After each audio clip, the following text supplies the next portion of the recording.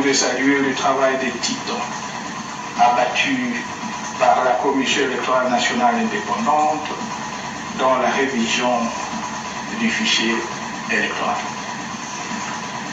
L'adoption et la promulgation de la loi électorale aujourd'hui acquise, l'établissement des listes électorales, la répartition des sièges et la convocation des scrutins qui s'en suivront conformément au calendrier électoral publié par la CENI nous conduisent de manière irréversible vers l'organisation des élections.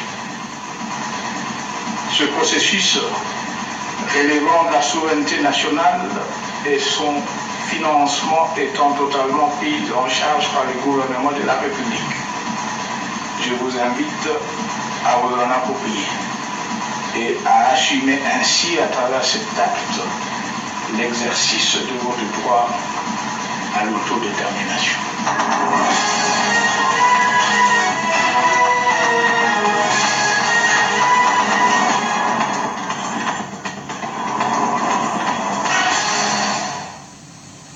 Mesdames, Mesdemoiselles et Messieurs, bonjour et merci de l'attention particulière que vous voudriez accorder à cette première édition du journal de ce vendredi 26 janvier 2018 de la chaîne nationale. Tout d'abord, la récente réunion du Conseil des ministres présidée par les chefs de l'État, Joseph Kabila Kabange, dont le compte-rendu nous est fait ici par le ministre de l'Aménagement du Territoire et Rénovation de la Ville, Félix Kabange-Numbi. Regardez. Compte-rendu de la 7e réunion extraordinaire du Conseil des ministres. Il s'est tenu ce lundi 22 janvier 2018 à l'immeuble du gouvernement la 7e réunion extraordinaire du Conseil des ministres sous la présidence de son Excellence Joseph Kabila Kabange, président de la République, chef de l'État. 2 points figuraient à l'ordre du jour. 1. Point d'information. 2. Examen et adoption d'un dossier. Le Conseil des ministres a reçu comme invité le vice-président et le rapporteur de la CENI. 1. Point d'information. État et administration du territoire.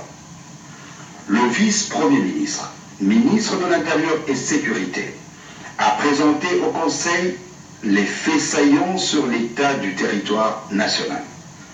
Il en ressort, d'une manière générale, que la situation du pays demeure relativement calme en dépit de l'état d'esprit de la population marqué par l'indignation de l'opinion suite à l'activisme politique de certains prélats catholiques coalisés à une frange extrémiste de l'opposition et au mouvement subversif citoyen qui incite la population au soulèvement. Toutefois, la population a le regard tourné vers l'organisation des élections. Sur le plan politique, le gouvernement note que la population congolaise n'a donc pas suivi l'appel à la marche lancé par cette coalition des forces ayant pour objectif d'entraver le processus électoral le dimanche 21 janvier 2018. À Kinshasa, plusieurs paroisses catholiques ont organisé des messes sans aucun incident. D'autres ont par contre organisé des marches qui se sont limitées soit à l'intérieur de leur paroisse, soit au niveau des barrières des forces de l'ordre. Enfin, un nombre très réduit de paroisses a organisé des marches où les manifestants ont forcé les cordons de sécurité pour se déverser dans la rue ou se réfugier à la MONUSCO. Il est à regretter que la plupart de ces paroisses aient mobilisé des casseurs et autres badauds venus à la rescousse des manifestants qui ont agressé les agents de l'ordre et caillassé les véhicules de la police nationale congolaise, PNC en sigle. Le bilan des manifestations de Kinshasa fait état de 2 morts et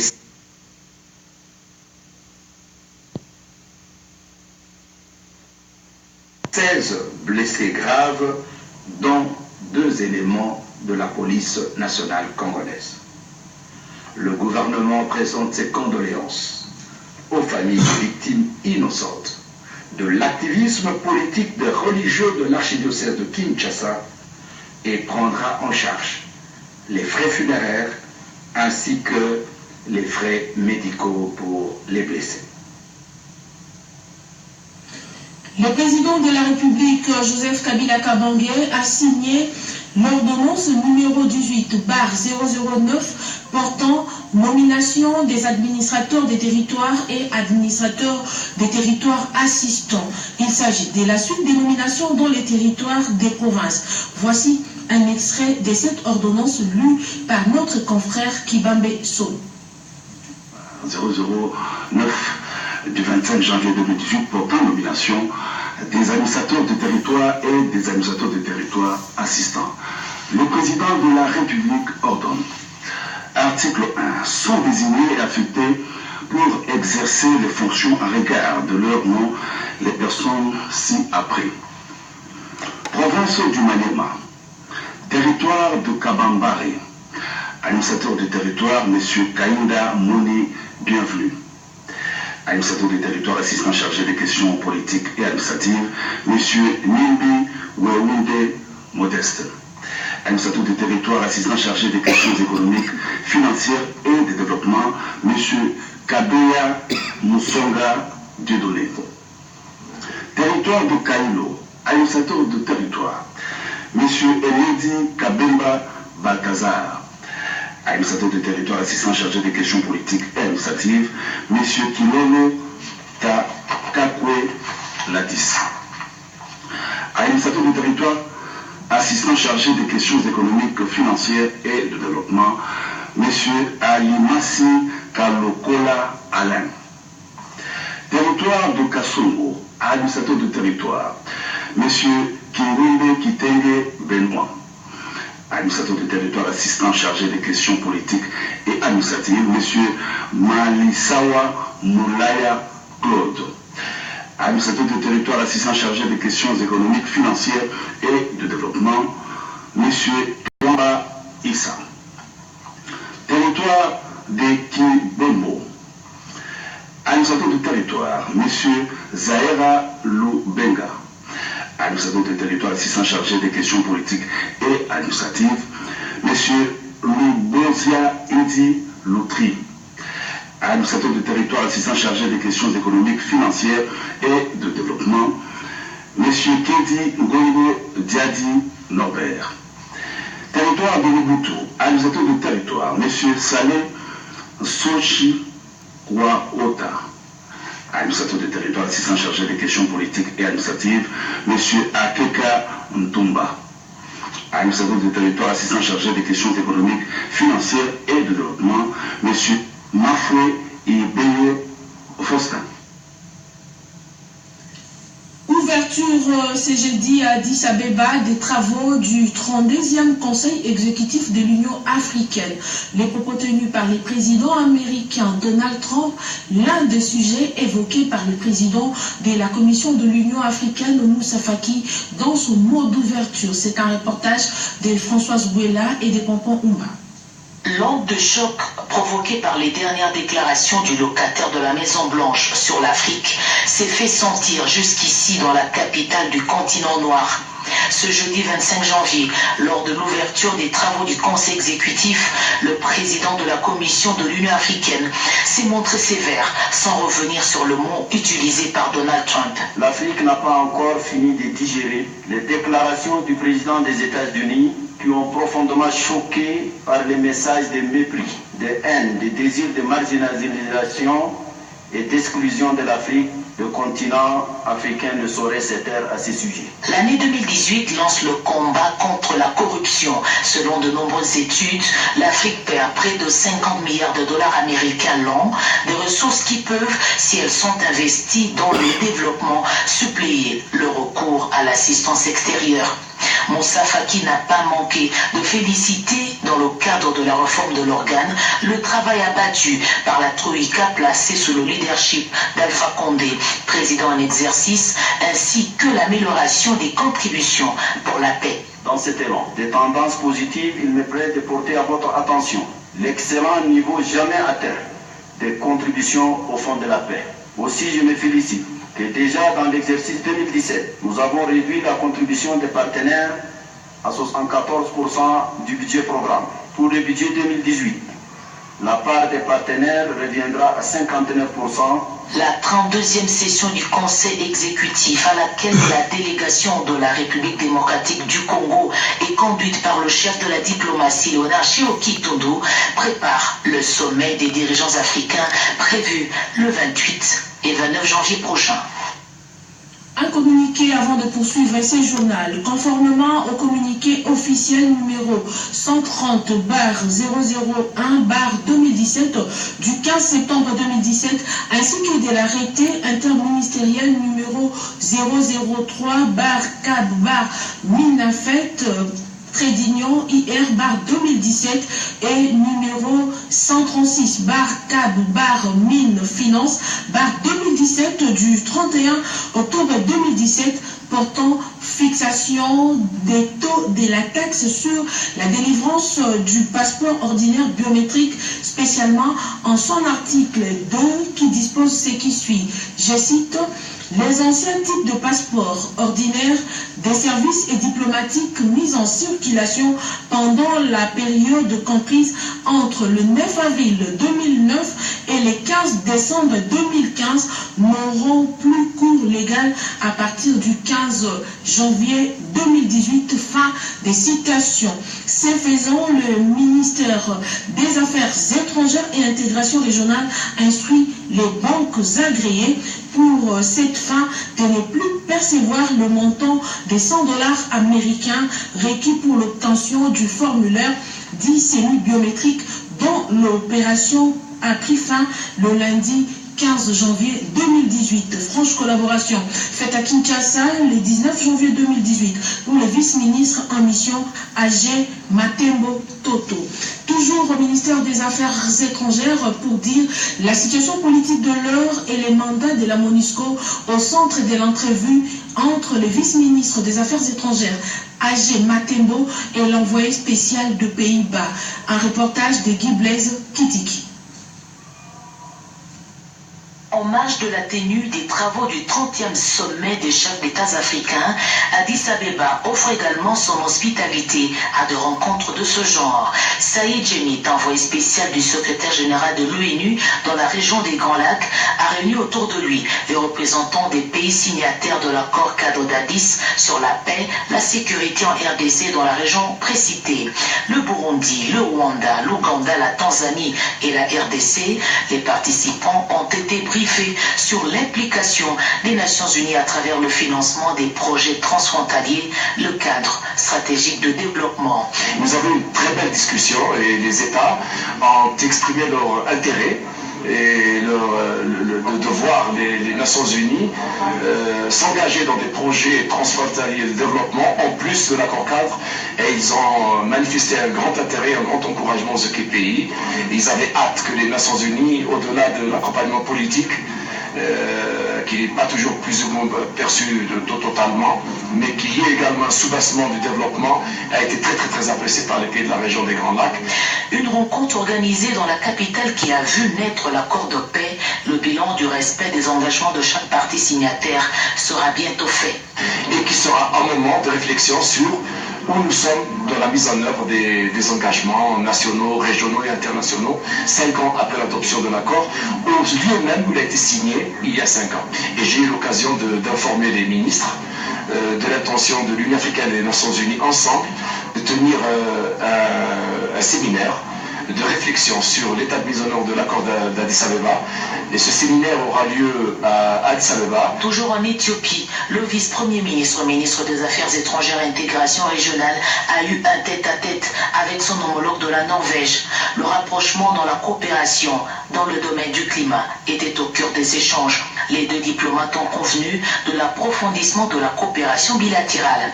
Léonard Chiokitondo a partagé avec Ine Eriksen la vision du chef de l'État, Joseph Kabila Kabange, de mobiliser les plus fortes alliances et les meilleures compétences, notamment le Brésil, avec le bassin amazonien, l'Indonésie, pourquoi pas la Norvège.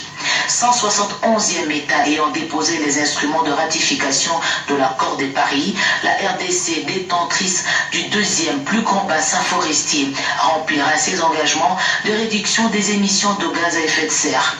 Pour relever ce défi, vous venez plutôt de suivre le chef de la diplomatie congolaise, Léonard Chiokitondo, qui a échangé avec les ministres norvégiens des Affaires étrangères et par la suite, il a également participé à la rencontre sur la région des Grands Lacs. Et aussi, vous avez bien reconnu les timbres vocales de notre envoyée spéciale, Françoise Bella-Bouaki.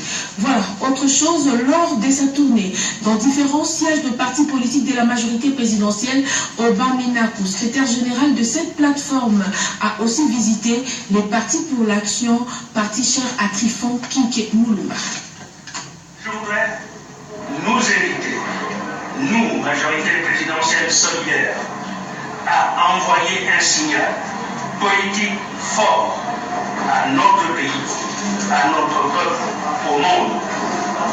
L'autorité morale de la majorité présidentielle, le camarade Joseph Kabila Kabange, de vous représenter ici, a toujours été pour le dialogue. En démocratie, le dialogue est permanent. En politique, camarade secrétaire général, il y a la réalité, souvent inconnue, et l'image projetée, la perception publique, j'allais dire la perception populaire. Trop souvent, nous sommes jugés par l'image que nous projetons, qui peut être fausse, hélas, de par la réalité que nous incarnons. Oui, la justice libre, indépendante, doit faire son travail. Poursuivre, punir ceux qui enfreignent la loi, troublent l'ordre public. Oui, camarade secrétaire général, l'autorité de l'État qu'incarne le président de la République doit être pleine, entière, s'exercer partout dans ce grand et vaste pays. Le tribunal militaire des garnisons de Kinshasa-Gombe a poursuivi mardi 23 janvier dernier l'instruction dans l'affaire opposant l'auditeur militaire des garnisons et les partis civils aux membres du présumé mouvement Kamina Nsapu, branche de Kinshasa. Un reportage signé Guillaume Koukoumamengi-Pachi. Poursuite du procès Kamina Nsapu dans la ville de Kinshasa. À l'audience du mardi 23 janvier 2018, le tribunal militaire de garnison de Kinshasa-Gombe, qui juge les transits prévenus du présumé mouvement Kamina Nsapu, a entendu deux prévenus, à savoir Mubengayi Betokumesu Prosper et Ngandu Panukupa Chimanga Gustave. L'instruction a porté sur la prévention du terrorisme. En effet, après le rappel par le président de fait, pour lequel le ministère public a transféré par devant le tribunal les dits prévenus, ces derniers ont nié catégoriquement leur participation aux différentes attaques dans la ville de Kinshasa. Troisième attaque, Nabuto, il y a le 9 au 10 juin 2017, vers 3h du matin, la commissariat il y a 26 morts armes. Pour attaquer le commissariat Wana, policier Moussou Bazoki, bato bazaki na kasho, bakini. Monsieur le juge président, makambo nyonso oyo tali wana bayibi yango ata moko te. Makambo ya atako yeba moko. Nyonso wana kona lors de la vérification des déclarations des prévenus consignés dans les procès-verbaux d'audition, le prévenu Moubengaï Prosper a tout de même reconnu sa signature, mais il a ignoré tout le contenu. Aussi, le prévenu n'a pas reconnu avoir été scarifié par le prévenu Bakenga, que l'organe de la loi accuse d'être le grand féticheur au service du mouvement insurrectionnel. Quant au prévenu Ngandou Gustave, alors que dans sa déposition devant l'OPJ et l'organe poursuivant, il a été dit qu'il logeait le prévenu Bakenga et Mputu chez lui. Il s'est plutôt opposé à cette déclaration devant le tribunal, ne reconnaissant que Ngalamoulou Eric, qu'il a connu depuis moins du tout. Gustave Ngandou a néanmoins confirmé que Ngalamoulou et lui sont tous deux du secteur de Loubi dans le Castel, tous deux frères. Autre chose, l'évolution du processus électoral était l'un des sujets évoqués au cours des échanges entre les vice-présidents de la CENI, Norbert Bassingué Zikatintima, et l'envoyé spécial du Royaume des Pays-Bas. Suivez. Visite en République démocratique du Congo de M. Robert Jan Siedger, envoyé spécial du Royaume des Pays-Bas pour la région des Grands Lacs, qui, après avoir visité quelques institutions du pays, est passé à la Commission électorale nationale indépendante où il a échangé avec les vice-présidents Norbert Bassingué Zikatintima. Plusieurs points ont été évoqués sur le processus électoral en cours en République démocratique du Congo. Au cours de ces échanges, le vice-président de la CENI, Norbert Bassingué Zikatintima, a expliqué à ses hôtes le fonctionnement de la machine à voter tout en faisant la démonstration. Et nous sommes ici pour discuter des affaires paix, stabilité et démocratie. Et donc, on a vu que c'était très intéressant d'avoir un échange avec le vice-président sur la préparation de la CENI. Oui, j'ai vu les machines et je dois dire c'était très intéressant de voir comment ça marche et comment on peut utiliser cette machine.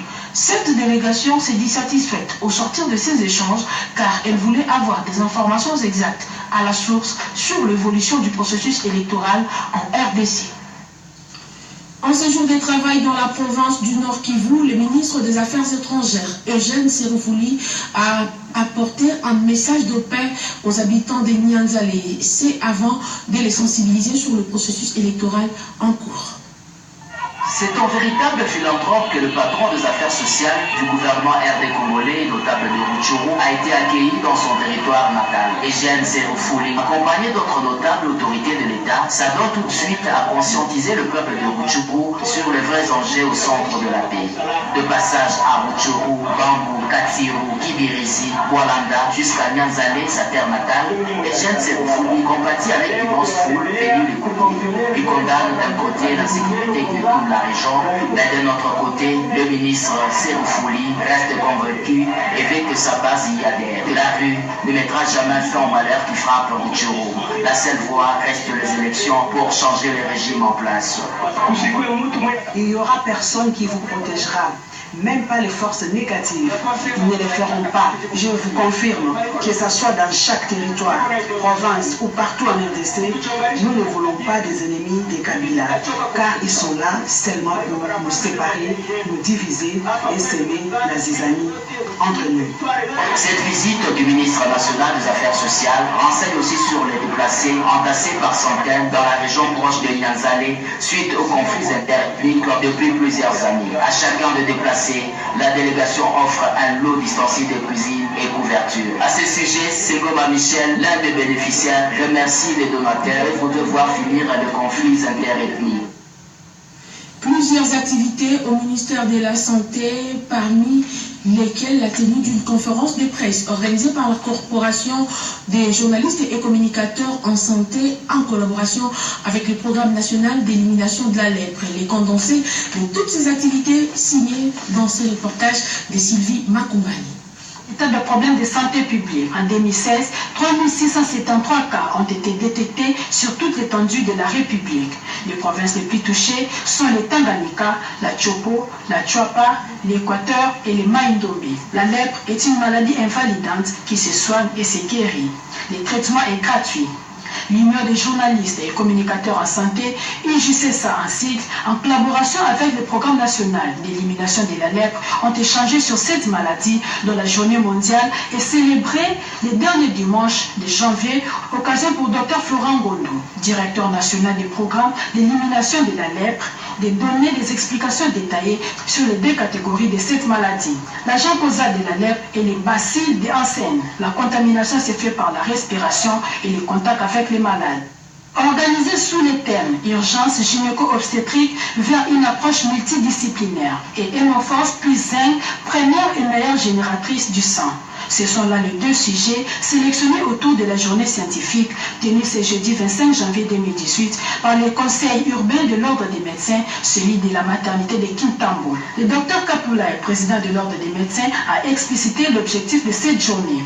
D'autres intervenants ont abordé différents sujets, notamment le docteur Mondia qui a fait la restitution du Congrès Kogo, qui est une société congolaise de la gynécologie obstétrique engagée pour la réduction de la mortalité prénatale. Ici, l'accent est mis sur l'assistance médicale dans la procréation. À Ituri, le gouverneur a séjourné dernièrement dans la ville de Dubaï. Dans son retour à la province, il a fait à ses administrés la restitution de sa mission. Suivez. Une conférence sur la commercialisation et puis l'exploitation de l'or. Comment est-ce qu'on peut trouver une solution pour essayer de rendre cette activité normative. Bon, en fait, nous devions rassurer les opérateurs qu'il y a un moyen de faire des activités en Ituri, puisque, comme vous le savez, une bonne partie de l'or de l'Ituri passe sans faute de l'autre côté. Les conditions ne sont pas réunies. Nous étions avec le directeur général de la CEC qui a présenté aussi les ouvertures qui nous permettront à ce que nous puissions avancer avec des activités. Et puis il était question vraiment qu'on travaille sur ça. Et les résultats, c'est que nous avons quelques opérateurs économiques qui ont accepté de venir s'installer très bientôt à Ituri et d'ouvrir des comptoirs d'or, aussi d'ouvrir des raffineries ici. Et si tout marche bien, même commencer à transformer l'or à partir d'ici, exporter à partir d'ici. Il y a au niveau du gouvernement provincial, nous avons une commission qui travaille là-dessus, qui est pilotée par le ministre de l'Intérieur et qui travaille sur le problème des tracasseries et puis aussi pour tout ce qui concerne les activités. Et puis aussi, nous leur avons rassuré d'un accompagnement. Et cet accompagnement doit être fait du fait qu'il y aura toutes les conditions favorables pour les activités. Notre confrère Rodé Panda nous fait savoir que dans la province d'Ikwilu, l'heure est au lancement du projet PADI, plus précisément à Goulou. Chef de l'État Joseph Kabila Kabange que l'agriculture est choisie comme priorité des priorités. C'est aussi par la volonté exprimée et l'implication personnelle du président de la République que la société FADIA, Fédération internationale pour l'aide au développement et agro-industriel, en collaboration avec Moshiko Group, qui après avoir été reçu à la présidence de la République, cette fédération agricole, avec à la tête son président Pierre Kadé, s'est rendu dans les territoires de Gungu, province du Kwilu, zone choisie pour réaliser les activités agro-industrielles de grande envergure avec l'implantation du PADI, Pôle agricole de développement durable et industriel. Déjà au niveau de Kikwit, M. Pierre Kadé, président de FADIAN, et ses deux collaboratrices, Agnès, Geneviève Marie, ingénieure agronome, et Claire, juriste, accompagnée par l'honorable Afonso Mochigo, élu de Gungu, responsable de Mochigo Group, sont allés présenter des civilités au gouverneur de la province, Michel Balabala. Ayant compris la valeur de cet investissement agricole avec la création d'une zone économique spéciale à Gungu, le chef de l'exécutif provincial s'est senti obligé de venir inaugurer personnellement la cérémonie de lancement du PADI. Après la coupure du ruban symbolique, Michel Balabala a donné les assurances du gouvernement congolais au nom du chef de l'État qui le représente en province, en présence de tous les fermiers paysans représenté par un échantillon de 170 fermiers et l'ensemble de la population de Gungu, témoins de l'événement. L'engagement des chefs coutumiers à travers une cérémonie traditionnelle traduit l'accueil de ces projets chez eux. Le député national Célestin Faso Mochigo, initiateur et générateur de ces projets sous l'œil de son collaborateur, M. Maker KKM, précis. Monsieur le groupe vient d'accomplir la mission confiée par la niche du patronat fermé de Gungu.